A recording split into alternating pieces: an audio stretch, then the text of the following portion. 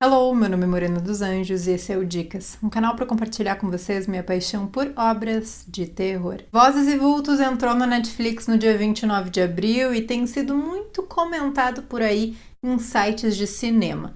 Eu assisti e resolvi conversar com vocês sobre. Mas antes da gente começar, já se inscreva aqui no canal, deixe seu like, isso é muito importante para a divulgação, ativa o sininho para o YouTube entender que você quer assistir os vídeos do Dicas e bora falar de terror.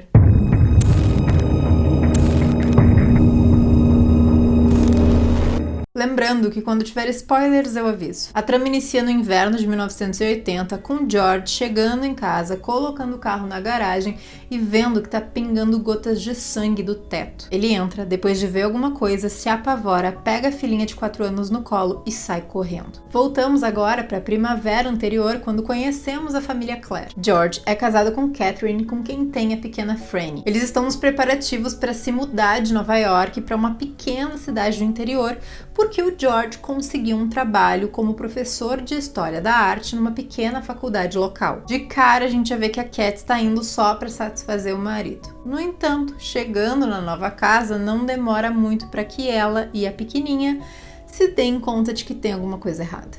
You thought this through? George really wants this. I owe it to him to at least try. You know, when I saw this place, I knew immediately it was for us. Vozes e Vultos é um terror de 2021, dirigido e escrito por Sherry Springer e Robert Pulcini, e foi baseado no livro All Things Cease to Appear, algo como Todas as Coisas Deixam de Aparecer, de Elizabeth Brundage. O longa é daquele tipo que a história em si, o roteiro, você já viu antes, ele é simples, clichê, mas os diretores conseguiram dar um algo a mais. O todo se tornou intrigante e interessante por causa das cenas, da forma como elas foram captadas e montadas. Quer seja os ângulos, como por exemplo, passa a personagem e do nada tem um vulto ali no fundo que ela não vê, mas a gente sim, e é muito rápido, mas a gente sente aquele arrepio. Ou pela fotografia que vai mudando junto com as estações. Lembra que eu comentei que começa no inverno seguinte e volta para a primavera anterior. Então a fotografia, ela vai indo do quente para o mais frio, assim como a relação dos personagens. E os personagens, no geral, são todos bem construídos, destacando o casal principal ali, feitos pela Amanda Seyfried, eterna de Meninas Malvadas, né? Eu não consigo esquecer da cena dela colocando o punho inteiro dentro da boca. I can put my whole fist in my mouth. Wanna see? Mas é óbvio que ela fez outros filmes incríveis, mas a memória nostálgica afetiva ela fica. E o James Norton, que nos deixa com aquele sentimento de dúvida em relação a ele. Bom, tanto eles enquanto protagonistas e outros personagens secundários que a gente consegue ali se apegar e quer entender a história de cada um. Então, como eu falei, num todo eles foram bem construídos, o que não quer dizer que necessariamente foram aprofundados. E um ponto muito interessante da história é que esse vilarejo, essa cidadezinha, tem um lado místico muito forte, quase que diretamente ligado à arte. Isso é bastante explorado, por exemplo. A Cat, ela é restauradora de arte. E ele, o George, trabalha tanto como professor de História da Arte e é um ex-pintor. Esse lado místico com a arte eu vou explicar melhor lá na parte com spoilers, né? Não quero ficar aqui dando muita informação pra vocês, mas as primeiras cenas do longa são slides de pinturas bastante cósmicas e diferentes. Tá, Morena, mas é um filme sobrenatural ou não é? Ele é. E eu já aviso que as partes sobrenaturais, elas podem ser um pouco exageradas. Eu abstraí disso, não prestei muita atenção de, ai, nossa, assim tá meio que demais. Não fiquei pensando nisso, porque a grande verdade é que o sobrenatural aqui, ele não é tão importante. Embora ele esteja presente o filme inteiro, ele não é tão importante. O que de fato pega a gente é essa relação entre os personagens, tanto entre a família quanto da família com os moradores desse vilarejo, seus novos vizinhos, pessoas céticas e pessoas crentes. E falando em crendices, ceticismos, cosmicidade, o final pode ser um problema para quem gosta de ter tudo bem explicado. Ele não te dá uma resposta certa. Eu vi uma resposta certa ali, mas os próprios diretores disseram, a gente não quis botar um prego nesse final porque a gente não quer limitar tudo que o público tá pensando e imaginando. Então fica a dica aí porque dá pra dar aquela metaforizada, os simbolismos todos e mais. Os diretores afirmaram que esse é um filme para ser visto mais de uma vez, então pode ser que você consiga mais respostas se assistir uma segunda, terceira, enfim. Porém, ele é bastante longo, ele tem 2 horas de duração. Conclusão final, achei um bom filme, ele foi bem produzido, a história ela é simples, mas funciona em função da direção e tem uns pontinhos ali que são bastante originais. O místico e a arte juntos é uma coisa que dá para ser explorada de forma bem interessante. Vale a pena você dar uma assistida. Vozes e Vultos tá lá na Netflix. There's definitely updating that needs to be done here. Yeah, certainly could use a paint job. Yeah, but look at these bones. Bom, agora eu vou falar um pouco sobre a história, então haverá spoilers. Eu sugiro você pausar o vídeo, assistir o filme e voltar aqui depois. Mas se quiser continuar, fica à vontade. Então tá, a casa é daquelas bem grandes, com um celeiro do lado, de madeira, e foi feita lá no final do século XIX. A primeira noite, a luzinha da Franny já começa a piscar e a cadeira de balanço se mexe sozinha. A Cat também vê umas coisas ali que acontecem meio estranhas, mas tá, vamos deixar essa parte pra depois. O George está trabalhando nessa faculdade como professor de História da Arte e está lá conversando com o chefe do departamento dele, o Floyd. E eles começam a falar sobre o Swedenborg, que foi um cientista e espiritualista do século XVIII. Por quê?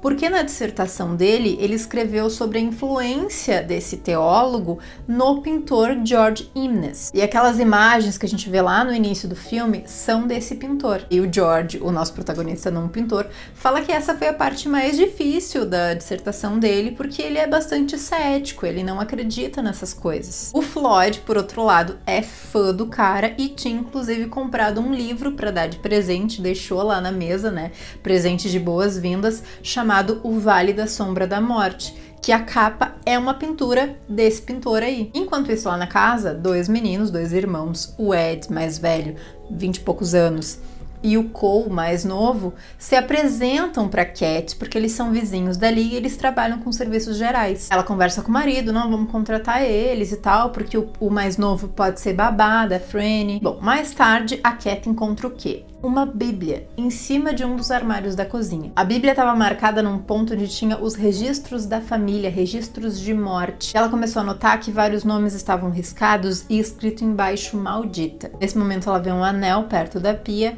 e um reflexo de luz começa a passar. No dia seguinte ela vai na Sociedade Histórica da cidade, encontra uma imagem, uma foto daquela casa com os primeiros moradores, que era o reverendo Jacob Smith e a esposa.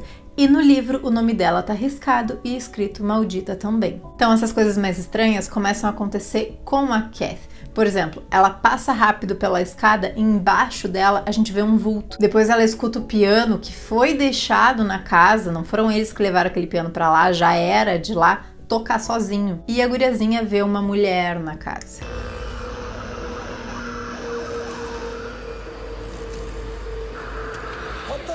Enquanto isso, o George tá fazendo o quê? Traindo a Cat. Por quê?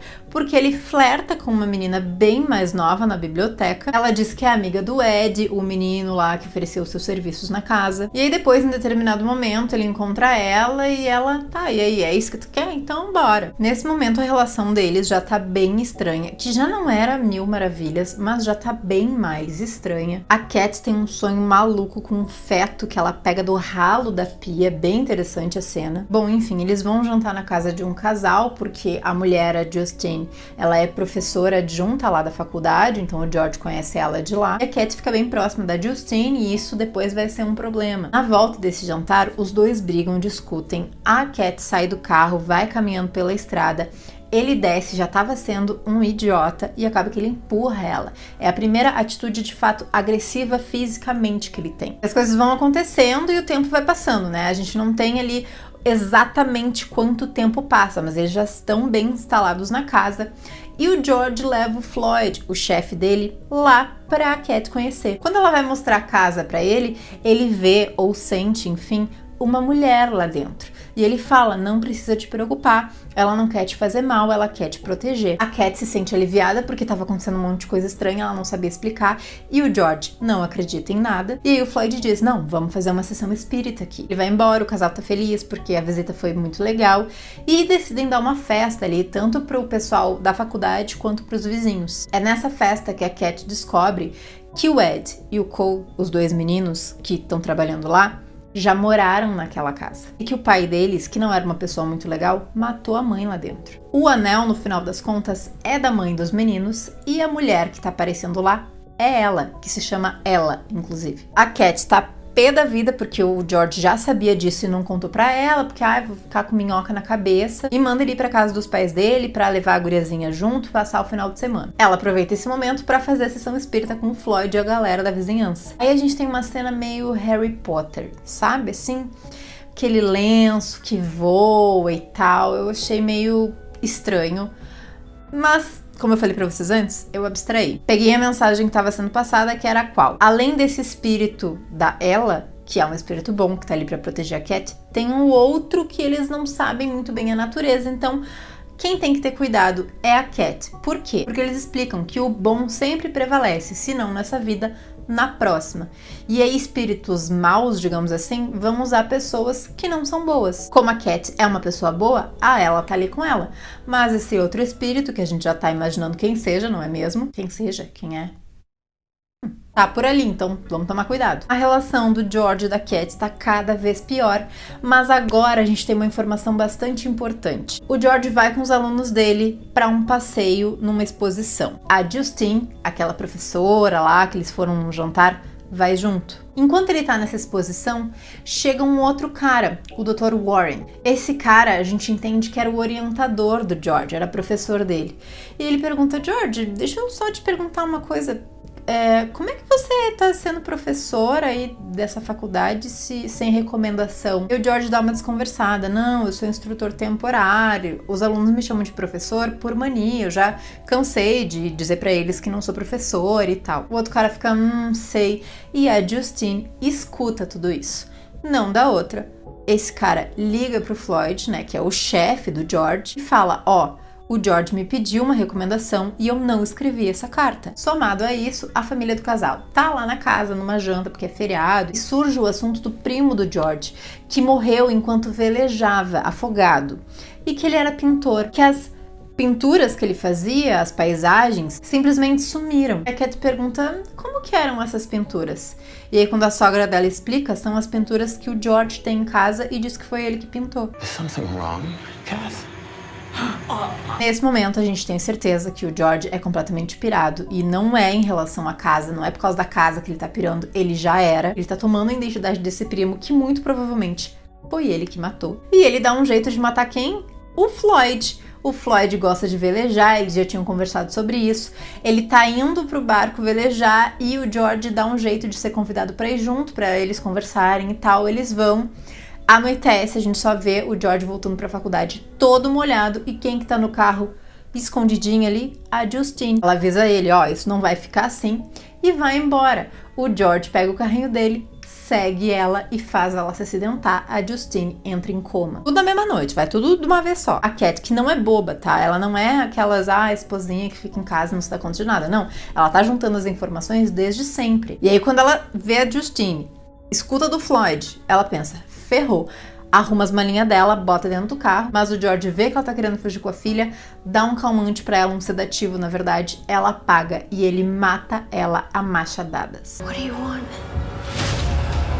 No dia seguinte, a cena que nós vemos no início do filme, ele chega em casa, os pingos de sangue no carro, pega a filhinha, vai correndo pra casa de um dos vizinhos e fala que, devem ter tentado roubar alguma coisa e mataram a Cat. A polícia, de fato, tá suspeitando que foi ele, mas ainda não tem provas. E aí, a gente começa a ter imagens da Justine em coma, e aí vozes e cenas também, tanto da Cat, o espírito dela, com a Ella, a mãe dos meninos, e elas juntas formam a imagem daquele anel, que eram duas mulheres, uma de frente pra outra. E elas ficam falando tipo assim, acorda, acorda, acorda, você precisa fazer alguma coisa, e a Justine acorda. Ela deixa um recado pro George, eu lembro de tudo, o delegado já tá indo lá pra conversar com ela, então ela vai contar tudo.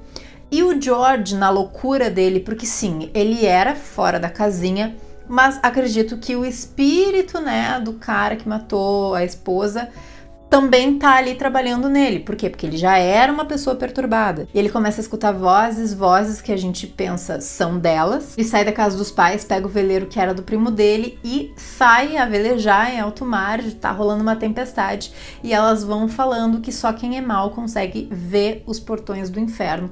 E aí vai mudando as cenas e aí as nuvens vão ficando vermelhas e é uma imagem bem legal, bem interessante, que termina como uma das pinturas daquele cara lá do George Inness, necessariamente remetendo à pintura que tem lá naquele livro que o Floyd deu para ele sobre o Vale da Sombra da Morte, que seria a transição da vida pós a morte.